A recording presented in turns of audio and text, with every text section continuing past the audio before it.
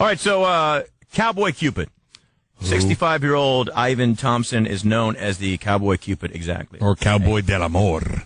That's what Erica gave us. That's what we'll go with. That's all we got. Okay. Mr. Thompson, how are you, sir?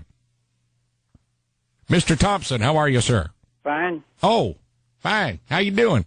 Good. All right. These are going to be one-word answers. Right. Fine, good.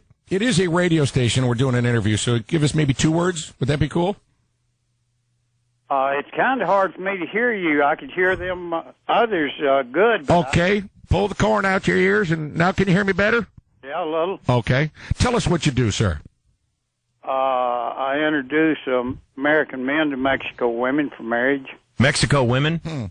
For about, since 1989. 89. So what does a Mexican bride go for nowadays?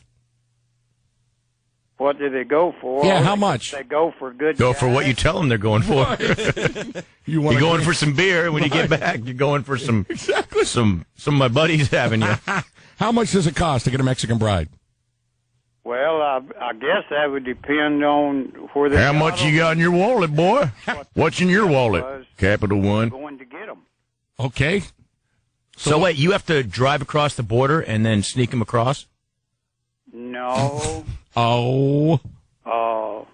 No. The client has to put in for a fiancé visa for them after they meet. Oh, I see. Okay. Right. All right, so how are you hooking people up with these Mexican women? How am I? Fine, thanks. Appreciate you asking. And yourself?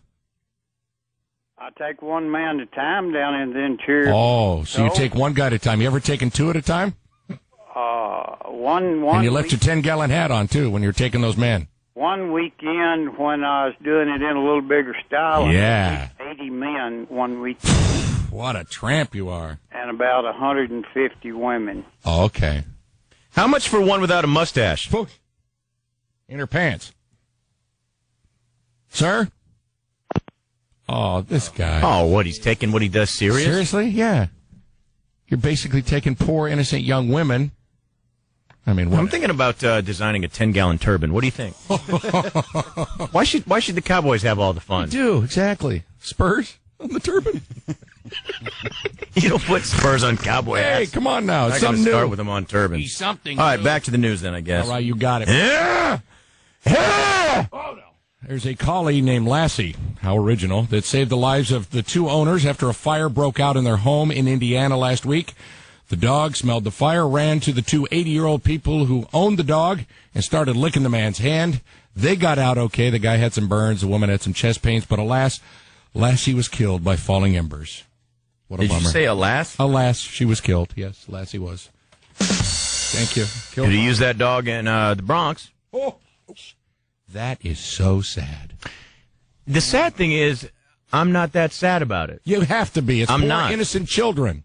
I'm more mad first that anyone has 8 children. Okay, but don't get mad. You're not mad at them. You're mad at the parents. Right? Yeah, and that is heavier than my sadness for the kids. It pisses me off that someone's going to have 8 kids in a room with a heater, no cage. They each get a book of matches, bucket of kerosene. Right, fire extinguishers not available. Bottle rockets. Yeah. Yeah, no fire extinguisher. And they were never gave them an escape plan. No batteries in the smoke alarms whatsoever. Right. Come on. It's sad. Burning down the house, playing in the background. Burning down the house.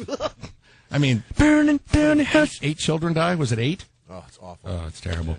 From 1 to 9 years old? I just think that's wrong. I want to focus more on people that have 8 kids. That's ridiculous. You can't take care of those 8 kids. No, you're right.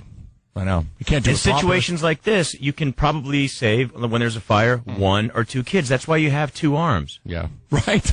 Exactly. 1, Or 2. 1, 2. 8. You shouldn't have, if you have 2 arms, you should have 2 kids. That's it. But definitely not 8. Now, does anybody know if these people are on public assistance at all? I'm going to guess yes. Because that's why a lot of people have all these children, is because they get more money Well, per kid. then that's wrong. Yeah. That is wrong. But they should be charged with a crime. How, What do you mean? What happened? How did the fire start? I'm not sure. I don't know how it started. Was it a space heater? I don't know. I don't know either. A space heater? A space heater. Oh. Space heater. That would be my guess. Yeah, that would just one of those little things that you put on your toes. Yeah. Electric heater. Yeah, those things are bad news. They're basically hair dryers. What? I mean, That's true. Yeah, they basically they're ungrounded, you know. Wouldn't that be a bitch? You're trying to watch TV, but your best heater is a hair driver. Sorry. Thank you. You can't hear anything. You're watching TV. And the thing Your chest hair just blowing in the wind. You can't hear nothing. Getting the smell. Your back hair. Yeah, you can just smell burnt flesh. The only kind of movies you can watch it with subtitles. Zachary. Roasting in the room. Let's get to John in Jersey. What's up, John? Doghouse. What? Elvis got to get the Cupid back on the line. Yeah, well, I don't know if he likes it too much. You want to put him back, the old cowboy? I think he could reunite you with that whisker biscuit that gave you AIDS down there in Mexico. Oh, yeah, your mother's fat ass. Oh, yeah, your mother's fat ass. Is that what you're going for now? Oh, why not? Mom's fat ass. It's delicious. John. That would have been a great question. Does he believe Elvis' story? That Elvis went down to Mexico for my wedding and over the break time there, and he gets in a jacuzzi and claims that the rubber stayed on. Oh, pig in a dress. Stayed on the surface of the water. Pig in a dress, pig in a poke. John. Yeah, it's just stuck to your back when you got out. Dude, I didn't say it was there. My wife falls for everything. You know, she comes and she bibs me up with a napkin. Every time before he eats. Yeah, before I eat. She bibs him up like a child. Before I can even touch anything. Here's what I do. When the food's coming, I know the rule. Both hands up, like this. Right.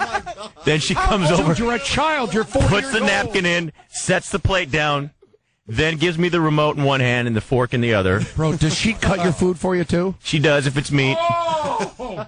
And then here's the way that I thank her.